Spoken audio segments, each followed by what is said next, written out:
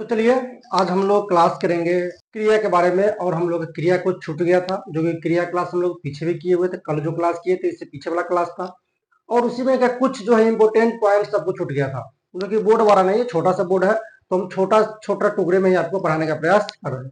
तो चलिए, पढ़ाई तो होते रहेगा। मुझसे पहले आप लोग थोड़ा हाल खबर ले लें कि आप लोग कैसे हैं। आशा है कि आप लोग बहुत ही अच्छे होंगे और मस्त होंगे, क्योंकि ठंडा का सीजन भी चल रहा है और आप लोग को पढ़ाई भी करना है, और साथ में किसानी भी हम लोग का स्टार्ट ही है। तो सब काम को देखते हुए अपने पढ़ाई पे भी ज़्यादा फोकस करेंगे, क्योंकि जब समय आता है नज़दीक तो लगभग सब काम एक ही बार आ जाता है। तो इस सब चीज़ को करेंगे, काम ऐसा नहीं काम नहीं करेंगे, काम को करेंगे, लेकिन काम के साथ साथ अपने पढ़ाई को नहीं छोड़ेंगे। बहुत सारे लोग ऐसे हैं, बहुत सारे बच्चे ऐसे हैं जो कि पढ़ाई तो बिल्कुल ही छोड़ देते हैं और अपने काम में लग जाते हैं। ऐसा नहीं करना है, दोनों काम करना है, क्योंकि नहीं काम के बिना हमारा घर चल सकता है और नहीं पढ़ाई के बिना हम एग्जाम दे सकते हैं। तो दोनों जगह आपको थोड़ा मेहनत करना पड़ेगा। तो चलिए हम लोग पढ़ाई करते हैं स्टार्ट। उससे पहले आप बता दें कि मेरा नाम अंकुश कुमार हुआ, और मैं इस अंकुश कंसेप्ट क्लासेस यूट्यूब चैनल पर आपके लिए हिंदी क्लास को लेकर के आते हैं, जो कि प्रतिदिन रेगुलर आपको क्लास दे रहे हैं, स्टेप बाय स्टेप, एक एक करके। ऐसा नहीं कि आज पढ़ा रहा है 2 दिन बंद करे, नहीं, प्रतिदिन हम आपको क्लास दे रहे हैं, ताकि आपके बोर्ड एग्जाम से रिलेटेड किसी प्रकार की कोई परेशानी नहीं हो। तो ध्यान दीजिए, हम लोग जो है अपने क्लास की तरफ चलते हैं। तो ध्यान दीजिएगा, आपको दिख रहा होगा ऊपर सबसे पहले वर्ब, ठीक है। और इस वर्ब को हिंदी में कहते हैं हम लोग क्रिया, जो कि यहाँ पे हिंदी पढ़ने आया है, तो हिंदी के बारे में आपको बताने का प्रयास करेंगे। जो कि सबसे पहले जो आपको ध्यान दीजिएगा यहाँ पे दिया हुआ है, क्रिया के कुछ अन्य रूप भी शामिल है। यानी कि क्रिया तो हम लोग को पढ़ना था वो पढ़ चुके हैं, लेकिन उसके अलावे भी आपको कुछ यहाँ पे इंपोर्टेंट पॉइंट है, जिस पॉइंट्स को हम लोग छोड़ नहीं सकते हैं, आपके एग्जाम से रिलेटेड होने वाला है। इसलिए हम क्या किए हैं, दूसरे वीडियो में इसको लेकर के आ गए। तो ध्यान दीजिएगा वो कौन कौन सा पॉइंट है। जैसे पहला पॉइंट आपको दिख रहा होगा यहाँ पे सहायक क्रिया, दूसरा पॉइंट है आपको पूर्वकलिक क्रिया, तीसरा पॉइंट है आपको प्रेरणार्थक क्रिया, चौथा पॉइंट है आपको द्विकर्मक क्रिया, और पांचवा पॉइंट है आपको यहाँ पे क्रियार्थक क्रिया, और छठा पॉइंट है आपको विधि क्रिया। तो आशा है कि आपको ये सब चीज जो है बेहतरीन तरीके से समझ में आ जाएगा, क्योंकि हम यहाँ पे आपको आसान भाषा में समझाने वाले हैं, ठीक है। तो ध्यान दीजिएगा, सबसे पहले जो हम लोग पढ़ेंगे वो पढ़ेंगे हम लोग सहायक क्रिया को। क्या पढ़ेंगे?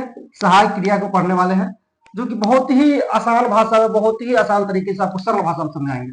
तो ध्यान दीजिए क्या लिखा हुआ है, मुख्य क्रिया की सहायता करने वाले क्रिया को सहायक क्रिया कहते हैं। देखिए कितना आसान भाषा में लिखा गया हुआ है कि मुख्य क्रिया को सहायता करने वाले सहायक क्रिया कहलाते हैं।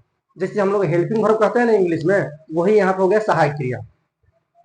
समझ गया?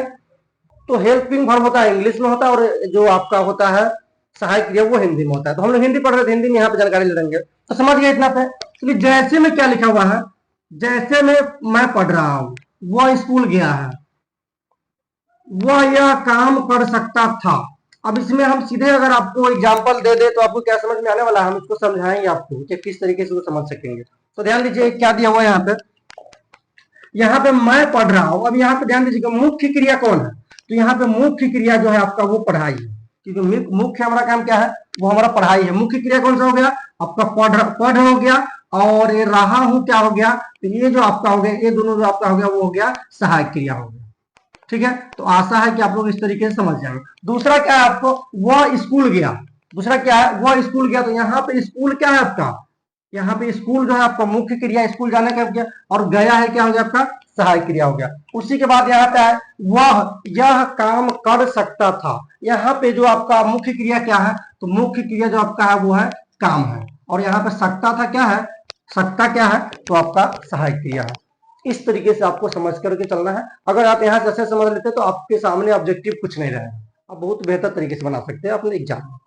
चलिए ध्यान दीजिए, दूसरा क्या है, दूसरा है आपको पूर्वकालिक क्रिया, ठीक है। पूर्वकालिक क्रिया क्या है देखते हैं, जब कर्ता एक क्रिया, यानी क्रिया का मतलब काम होता है, ठीक है। अब यहाँ पर लिख लीजिए इस क्रिया का मतलब क्या होता है, काम होता है। शायद हम कल भी नहीं बताए थे, तो आज समझ लीजिए क्रिया का मतलब क्या होता है, काम होता है। तो वही है, जब कर्ता एक क्रिया यानी काम खत्म करके दूसरा काम अगले ही क्षण में प्रारंभ कर दे तो उसे पूर्वकालिक क्रिया कहते हैं। यानी कहने का मतलब है, कहा क्या जा रहा है कि जैसे हम अभी यहाँ पे पढ़ा रहे हैं और हम तुरंत बोल दे कि इसके बाद टेस्ट लेंगे, या फिर हम बोल दे कि हम इसके पढ़ा कर खाना खाएंगे, पढ़ा कर जाएंगे, ये सब क्या हो जाता है, यही हमारा हो जाता है पूर्वकालिक क्रिया। तो चलिए जब हम यहाँ पे एग्जांपल देंगे तो आपको समझ में आ जाएगा। वो क्या, ध्यान दीजिएगा, यहाँ पर हो गया पूर्वकालिक क्रिया का, पूर्वकालिक क्रिया कहते हैं यहाँ पर जैसे दिया हुआ राम पढ़कर सो गया, यानी राम क्या है, पढ़कर सो गया। तो यहाँ पे पूर्वकालिक क्रिया पूछा है ना, तो सबसे पहले यहाँ पे किस काम को किया गया है, पढ़ाई किया गया है, यानी यहाँ पे पढ़कर क्या हो गया, तो पढ़कर हो गया आपका पूर्वकालिक क्रिया।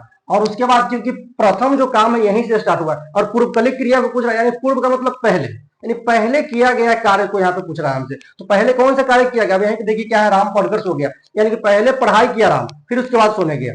ठीक है, तो यहाँ पे क्या हो गया आपका, पढ़कर जो हो गया पूर्वकालिक क्रिया हो गया। चलिए नेक्स्ट देखते हैं दूसरा क्या है। यहीं पर दूसरा है, पुजारी ने नहाकर पूजा किया, पुजारी ने नहाकर पूजा किया, आपको यहाँ पे लिखा हुआ है।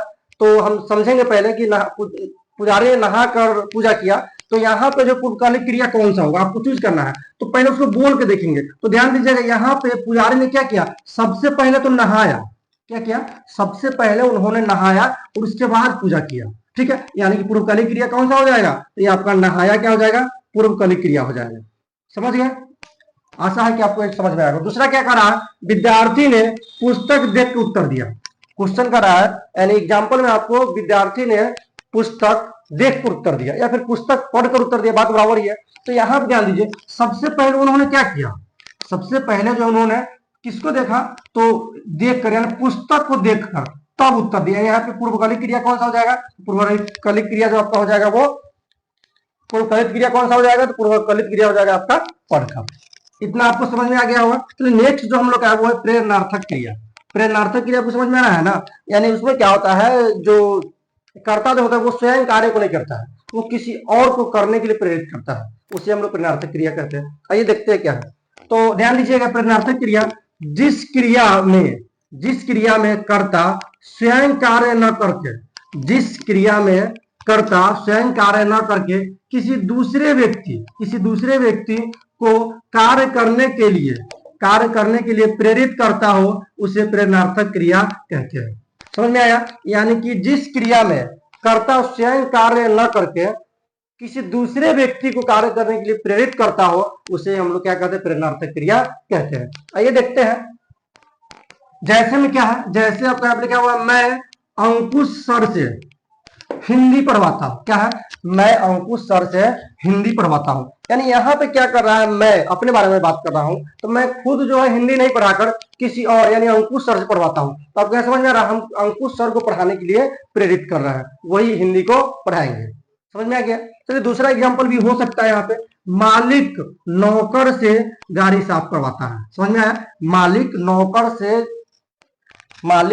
से गाड़ी साफ करवाता। अब यहाँ पे कर्ता कौन है, यहाँ पे तो कर्ता हमको पता चला है कि मालिक है, लेकिन मालिक जो है किससे काम करवाता है, तो नौकर से, यानी कि वो नौकर को काम करने के लिए प्रेरित करता है। इसी को हम लोग क्या कहते हैं, प्रेरणार्थक क्रिया कहते हैं। नेक्स्ट क्या करा है, उसने राधा से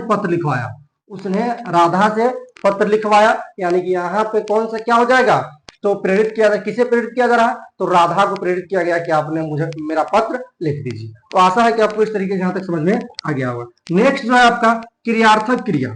क्या है क्रियार्थक क्रिया, किसे कहते हैं, तो जिस क्रिया का प्रयोग मुख्य क्रिया से पहले संज्ञा के रूप में होता है, क्रियार्थक कहते हैं या फिर क्रियार्थक क्रिया कहलाता है। जैसे ध्यान दीजिएगा, फिर से एक बार रिपीट करते हैं, जिस क्रिया का प्रयोग मुख्य क्रिया से पहले संज्ञा के रूप में होता है, उसे क्रियार्थक क्रिया कहते हैं या फिर क्रियार्थक क्रिया कहलाता है। जैसे मैं ये देखते हैं, इसको समझते हैं क्या कह रहा है। सबसे पहले क्या है, एग्जांपल देखते हैं।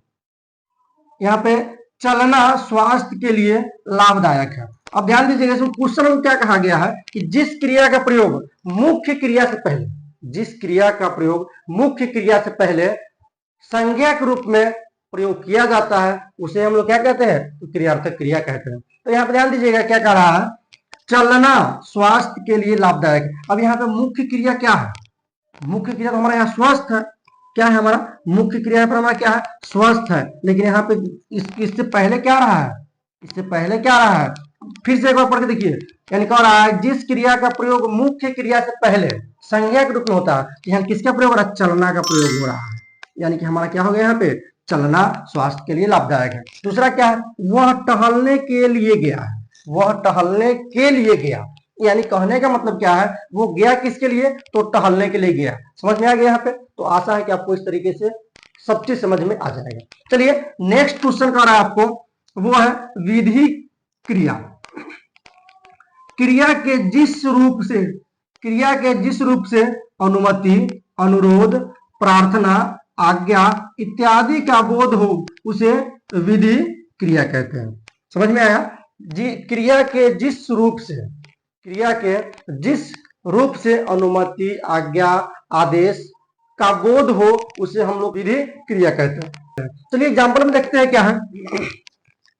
बड़ों का कहना मानो, यहाँ पे ध्यान दीजिए क्या है, एक कहना मानो क्या हो गया हमारा, यानी कि ये मानो जो हो गया वो हमारा हो गया विधि क्रिया हो गया।